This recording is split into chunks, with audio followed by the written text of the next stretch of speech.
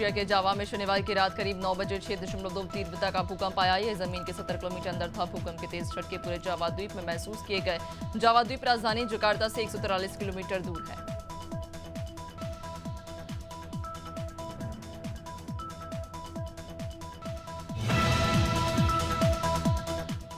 Iran की सरकार ने कहा है कि वे पुर्तगाली ध्वज वाले कंटेनर जहाज MCS एरीस पर मौजूदा क्रू को जल्द ही छोड़ेंगे। ईरान के विदेश मंत्री ने कहा, हम मानवीय मुद्दे पर जहाज में मौजूद चालक दल की रिहाई पर गंभीरता से विचार कर रहे हैं। हमने तेहरान में उनके राजदूतों को कॉन्सुलर सेवाएं पहुंचाने की घोषणा की है। जहाज पर पंजाब के मुख्यमंत्री भगवंत सिंह मान आज लुधियाना पहुंच रहे। सीएम मान लुधियाना से आम आदमी पार्टी के प्रत्याशी अशोक पारासर पप्पी के लिए लोगों से प्रचार करेंगे। उनका रोड शो हबोरबाल के गुरुद्वारे भूरी साहब से शुरू होगा।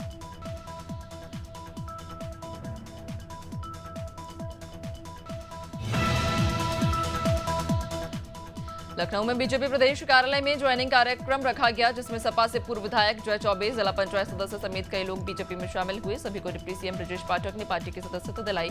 इस दौरान डिप्टी सीएम ने कहा कि आप सभी प्रधानमंत्री के संकल्प को पूरा करने में मदद करेंगे और 400 पार के लक्ष्य को पूरा करेंगे।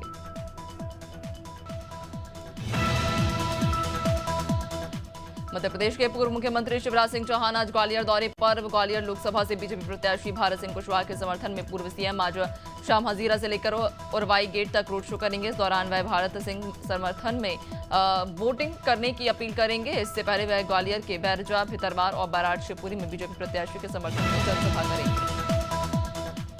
भिंड में बसपा प्रत्याशी देवाशीष हजारिया ने कांग्रेस प्रदेश अध्यक्ष जीतू पटवारी के खिलाफ गोहा थाने में आवेदन दिया। दरअसल प्रदेश अध्यक्ष जीतू पटवारी ने एक आम सभा को संबोधित करते हुए बसपा प्रत्याशी के खिलाफ कुछ आपत्तिजनक शब्द कहे थे। इसको लेकर बसपा प्रत्याशी देवाशीष ने आवेदन दिया, जिसमें उन्होंने जीतू पटवारी के खिलाफ अनुसूचित जाति अत्याचार निवारण अधिनियम के तहत मामला दर्ज करने की मांग की। लोकसभा चुनाव के बीच दिल्ली कांग्रेस अध्यक्ष अरविंद सिंह लवली ने आज अपने पद से इस्तीफा दिया। जानकारी के मुताबिक लवली दिल्ली में टिकट बंटवारे से नाराज बताए जा रहे हैं। कांग्रेस ने 31 अगस्त 2023 को अरविंद सिंह लवली को दिल्ली कांग्रेस का अध्यक्ष बनाया था।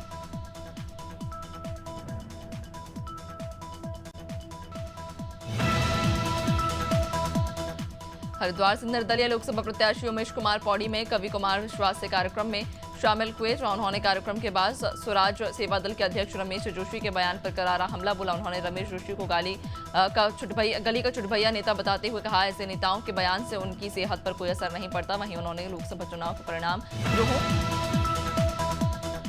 उत्तराखंड में इन दिनों जंगलों में आग लगने की घटना बढ़ती जा रही है। प्रदेश में अब तक कुल 595 घटना सामने आ चुकी हैं। आग के कारण कुल 690 हेक्टेयर जमीन प्रभावित हुई। वन मंत्री सुबोध उनियाल ने बताया, जंगलों में आग की घटनाओं से बचने के लिए क्विक रिलीफ टीम बनाई गई है। कैंपा के अंतर्गत 10 करोड़ का प्रावधान किया गया है।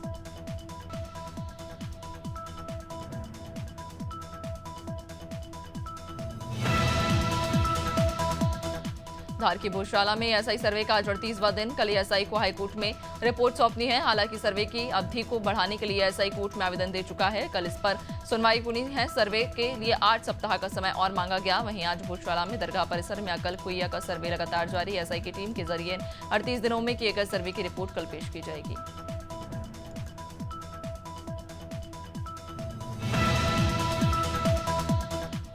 सागर की बंडा विधानसभा से भाजपा विधायक वीरेंद्र सिंह लोधी की कार पर शनिवार रात पत्थर से हमला किया गया। पत्थर लगने से विधायक की गाड़ी का कांच टूट गया। घटना बराइठा थाना क्षेत्र की है। विधायक क्षेत्र में शादी में शामिल होकर वापस लौट रहे थे। अज्ञात व्यक्ति ने चलती गाड़ी पर पत्थर मारा। घटना की खबर मिलते ही विधायक के समर्थक पुलिस थाने पहुंच गए।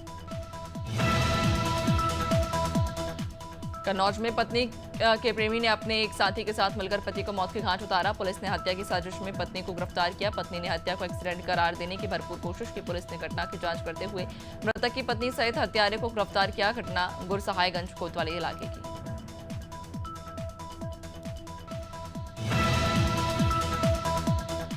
मंडला के बीजाडांडी थाना क्षेत्र में जादू टोने के शक में एक युवक की हत्या का मामला सामने आया। दरअसल ग्राम कोहानी निवासी आरोपी जोरा यादव ने गांव के ही लब्बू सिंह की जादू टोना के शक में लाठी डंडों से पीटकर हत्या कर दी और मौके से फरार हो गया। फिलहाल पुलिस आरोपी की तलाश कर रही है।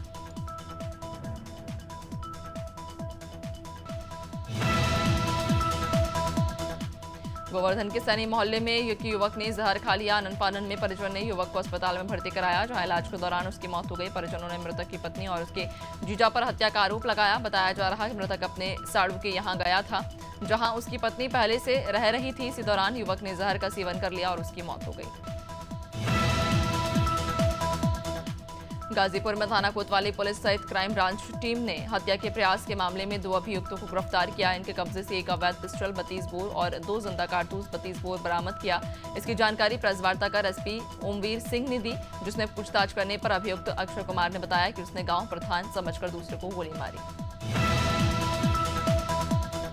ग्वालियर में टैटू गैंग का सदस्य और शार्प शूटर सहित 4 बदमाशों को पुलिस ने बिजौली इलाके से गिरफ्तार किया। शार्प शूटर और उसके साथियों से 3 पिस्टल, 2 कट्टा और 4 कारतूस मिले। सबसे पहले 2 बदमाश पकड़े गए। उनसे पता लगा कि 10 मिनट पहले ही एक पिस्टल ठिकाने लगाई है, जिस पर पुलिस ने घेराबंदी कर 2 आरोपियों को भी गिरफ्तार कर लिया। इसी टैटू गैंग के 3 सदस्यों को बिजौली। ग्वालियर पुलिस की कार्रवाई सवालों के घेरे में। बता दें, पुलिस ने पंचवर जोड़ने वाले को अवैध शराब बेचने के आरोप में जेल भेजा। परिजन का कहना है कि आरोप निराधार है। युवक ने किसी तरह की कोई शराब नहीं बेची। परिजनों ने आईजी एसपी से पूरे मामले की शिकायत भी की।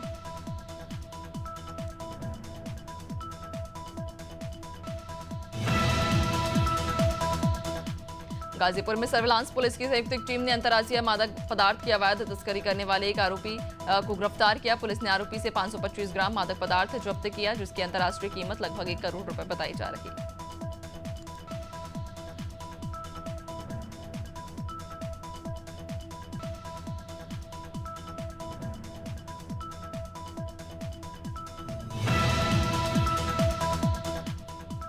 बालाघाट के लांजी में पुलिस ने 3 शराब तस्करों को पकड़ा। आरोपी बुलेरो वाहन से शराब की तस्करी कर रहे थे। आरोपियों से 67 लीटर अंग्रेजी शराब और बुलेरो वाहन जब्त की गई, जिसकी कीमत 5 लाख रुपए बताई जा रही है। बताया जा रहा एसडीओपी सत्येंद्र घनघोरिया दल बल के साथ क्षेत्र के भ्रमण पर निकले थे, तभी शराब तस्करों को उन्होंने दबोच लिया।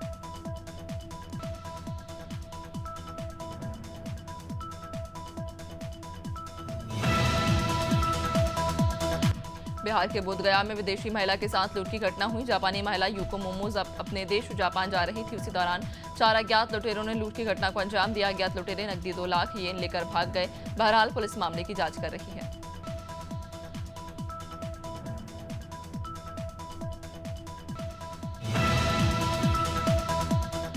दुर्ग में नायब तहसीलदार ने मुरम उत्खनन में लगे 2 वाहनों पर कार्रवाई की और दोनों वाहनों को जब्त कर थाने में खड़ा कर दिया। बता दें, नंदकच्ची गांव में तालाब गहरीकरण के नाम पर मुरम उत्खनन का काम किया जा रहा था और बगैर रॉयल्टी पर्ची के ही परिवहन कर अच्छी कमाई की जा रही थी। इसकी शिकायत मिलने पर प्रशासन ने बड़ी कार्रवाई की।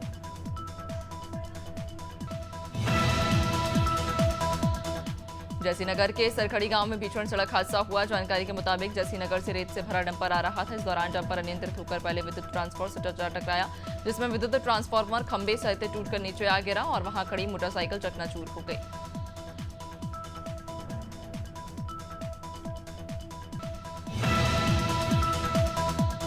मिर्जापुर के जमुई अहरौरा मार्ग पर बड़ा हादसा हुआ। दरअसल 4 पहिया वाहन से देर रात बारात से 5 लोग घर लौट रहे थे। इस दौरान गाड़ी पलटने से हादसा हुआ, जिसमें से 3 गंभीर रूप से घायल हुए और एक की मौत हो गई। मौके पर पहुंची पुलिस ने शव को पोस्टमार्टम के लिए अस्पताल भेजा।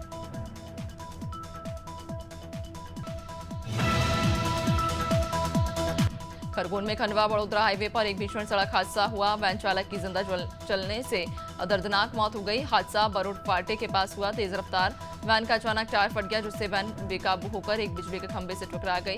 वैन के पलटते ही उसमें भीषण आग लग गई, जिसमें मच्छल गांव निवासी ड्राइवर की जिंदा जलकर मौत हो गई।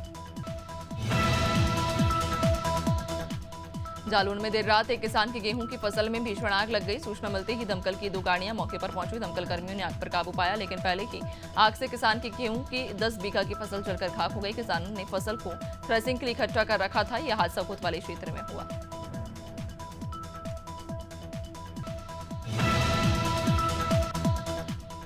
यूपी के बांदा में बारात में हुई आतिशबाजी से एक घर जलकर राख हो गया। यह हादसा बिसन्ना थाना के अलहेगा गांव में हुआ। हादसे में 3 बकरियों की भी जलकर मौत हुई। पीड़ित परिवार घर से ही किराने की दुकान चलाता था। आग से दुकान का सामान भी जल गया। हादसा उस वक्त हुआ जब दुकान के सामने से निकल रही बारात में की गई आतिशबाजी से निकली चिंगारी से आग फैल गई।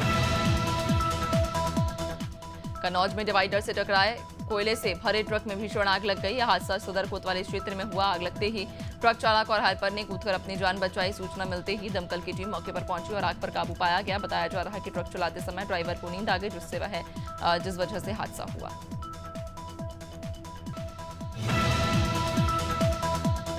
मध्य प्रदेश में पहले और दूसरे चरण के चुनाव में मतदान प्रतिशत घटा। आगामी 7 मई को होने वाले मतदान में वोटिंग प्रतिशत बढ़ाने के लिए भोपाल में ट्रांसजेंडर के फैशन शो का आयोजन हुआ, जिसके जरिए मतदाताओं को जागरूक किया गया। इस दौरान कलेक्टर कौशलेंद्र विक्रम सिंह ने जिलेवासियों से अधिक मतदान करने की अपील की। कहा 7 मई को होने वाले चुनाव में सभी बढ़ चढ़कर मतदान करें।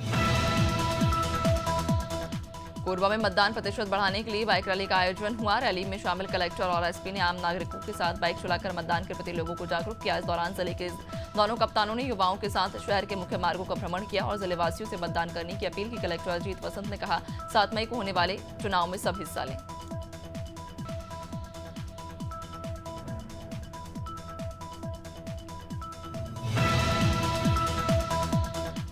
यस बैंक ने वित्त वर्ष 2024 की चौथी तिमाही के नतीजे जारी किए। जनवरी मार्च तिमाही में बैंक का नेट प्रॉफिट 123% बढ़ा। पिछले साल इसी तिमाही में कंपनी का शुद्ध मुनाफा 202 करोड़ रुपए था। चौथी तिमाही में ग्रॉस नॉन परफॉर्मिंग एसेट 1.7% रहा, जो पिछले साल की समान तिमाही से 2.2 से कम है।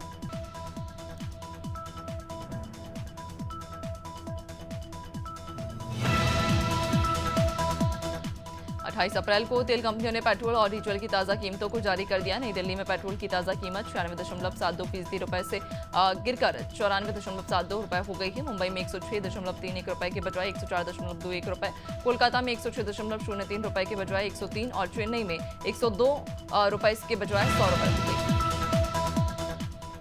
सिंगापुर हांगकांग के बाद अमेरिका में एमडीएच और एवरेस्ट की जांच। यूएस फूड रेगुलेटर जानकारी जुटा रहा। मसालों में कैंसर वाले केमिकल मिलने का आरोप। एमडीएच और एवरेस्ट मसाले भारत में बहुत लोकप्रिय हैं और मसाले यूरोप, एशिया और उत्तरी अमेरिका में भी बेचे जाते हैं।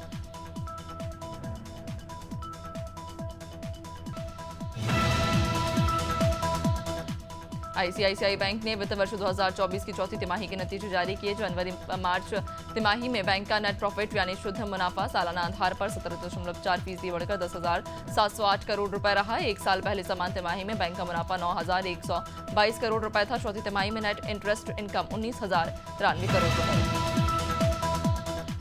इंडियन प्रीमियर लीग 2024 में आज डबल हेडर मैच खेला जाएगा। दिन का दूसरा मुकाबला चेन्नई सुपर किंग्स और सनराइजर हैदराबाद के बीच होगा। मैच चेन्नई के एमए चिदम्बरम स्टेडियम में शाम 7:30 बजे से खेला जाएगा। चेन्नई हैदराबाद इस सीजन में दूसरी बार एक दूसरे के खिलाफ खेलेंगे।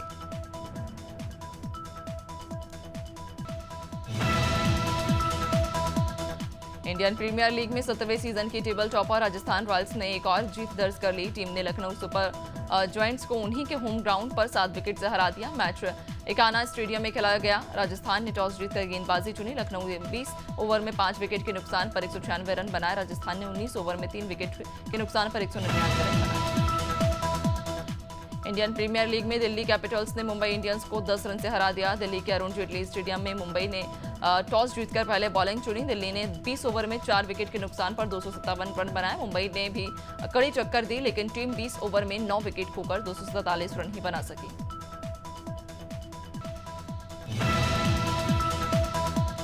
पाकिस्तान ने न्यूजीलैंड को टी20 सीरीज के 5वें मैच में 9 रन से हरा दिया। इसी के साथ 5 मैचों की सीरीज 2-2 से ड्रॉ हो गई। सीरीज का पहला मैच बारिश की वजह से बेनतीजा रहा। लाहौर के गद्दाफी स्टेडियम में खेले गए मैच में न्यूजीलैंड ने टॉस जीतकर बॉलिंग चुनी। पाक टीम में पहले बैटिंग करते हुए 20 ओवर में 5 विकेट खोकर 278 रन बनाए। अलेजांद्रा मारिसा रोड्रिग्स ने 60 साल की उम्र में मिस यूनिवर्स ब्यूनस आयर्स 2024 का खिताब जीतकर इतिहास रच दिया। अलेजांद्रा को मिस यूनिवर्स ब्यूनस आयर्स 2024 का ताज पहनाया गया। अलेजांद्रा ने इस उम्र में भी खुद को बहुत खूबसूरती से मेंटेन किया है। पेशे से वकील और पत्रकार ने 34 खूबसूरत महिलाओं को पीछे छोड़कर ये खिताब अपने नाम किया। अक्षय कुमार की अपकमिंग कॉमेडी फिल्म खेल खेल में की रिलीज डेट अनाउंस हो गई है। फिल्म की शूटिंग पूरी हो चुकी है और मेकर्स ने इसे इस साल 6 सितंबर को रिलीज करने का फैसला किया। इस फिल्म में अक्षय के अलावा तापसी पन्नू, फरदीन खान जैसे एक्टर्स नजर आएंगे।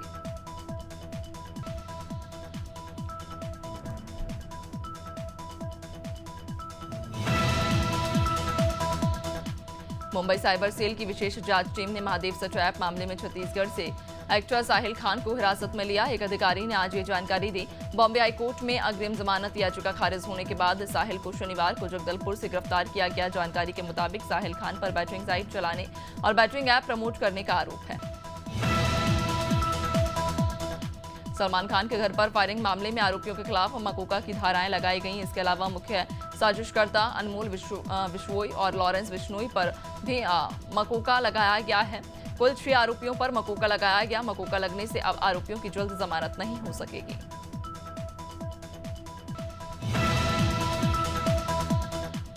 इस साल की सबसे बड़ी साइंस फिक्शन फिल्म कल्कि के मेकर्स ने यह ऐलान किया है कि उनकी ये फिल्म 27 जून को दुनिया भर के थिएटर्स में रिलीज होने जा रही है। दर्शकों को फिल्म रिलीज होने का बेसब्री से इंतजार।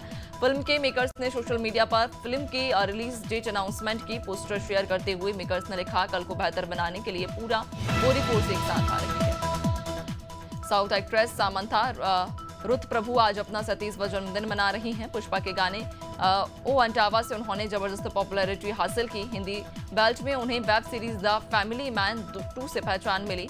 सामंथा का फिल्मों से दूर दूर तक वास्ता नहीं, लेकिन घर की खराब आर्थिक स्थिति उन्हें मॉडलिंग की ओर ले गई। एक्टर सोनू सूद का व्हाट्सएप अकाउंट ब्लॉक हो गया। इस बात की जानकारी उन्होंने ट्विटर और इंस्टाग्राम पर ट्वीट और स्टोरी शेयर की गई पोस्ट से यह अनुमान लगाया जा सकता है कि लगभग 2 दिन से कंपनी ने उनकी ये सर्विस बंद की है। ऐसे में सोनू ने व्हाट्सएप कंपनी से गुहार लगाई। उन्होंने कंपनी को ट्रैक कर लिखा कि सैकड़ों जरूरतमंद लोगों के पास मैसेज कर रहे होंगे, इसलिए सर्विस। मध्य प्रदेश में अगले 2 दिन तेज हवा और हल्की बारिश का अलर्ट। आज 12 जिलों में बूंदाबांदी हो सकती है। दूसरी ओर प्रदेश के पश्चिमी हिस्सों में गर्मी का असर रहेगा। शनिवार को सीधी और खंडवा सबसे गर्म रहे। गर्मी के साथ कुछ जिलों में मौसम बदला रहा। बैतूल में हल्की बूंदाबांदी भी हुई।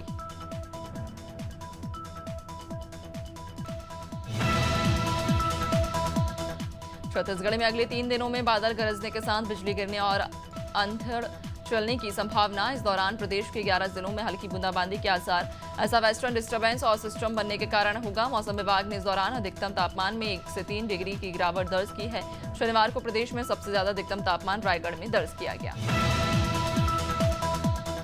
यूपी में हीट वेव का कहर जारी। तापमान में 44 डिग्री के पार चला गया। प्रदेश के प्रयागराज का तापमान सबसे अधिक 44.2 दर्ज किया गया। वहीं सीजन में आज दूसरी बार मौसम विभाग ने वार्म नाइट अलर्ट जारी किया। दिन के साथ रात भी बेहद गर्म होने वाली है। तेज हवाएं भी चलती रहेंगी। प्रदेश के 33 जिलों में हीट वेव का अलर्ट जारी। बिहार के लोगों को अगले 4 दिनों तक गर्मी, लू और हीटवेव से राहत नहीं मिलने वाली है। मौसम विभाग की ओर से 1 मई तक प्रदेश के कई जिलों में लू और हीटवेव को लेकर अलर्ट जारी किया गया। राजस्थान से उत्तरी पछुआ शुष्क गर्म हवा आ रही है और कड़ी धूप की वजह से आज भी प्रदेश के कई जिले भीषण गर्मी और लू की चपेट में रहेंगे। पूरा झारखंड इन दिनों भीषण गर्मी में झुलस रहा। हर दिन तापमान बढ़ता ही जा रहा। मौसम विभाग ने राजधानी रांची के लिए येलो अलर्ट जारी किया, जबकि 11 जिले ऐसे हैं जहां के लिए ऑरेंज अलर्ट जारी किया गया। मौसम विभाग के अनुसार उत्तर पश्चिम से चल रही गर्म हवा ने लोगों का जीना मुश्किल कर दिया है। राज्य में 11 जिले ऐसे हैं जहां आज से सीवियर हीट वेव चलने की चेतावनी है।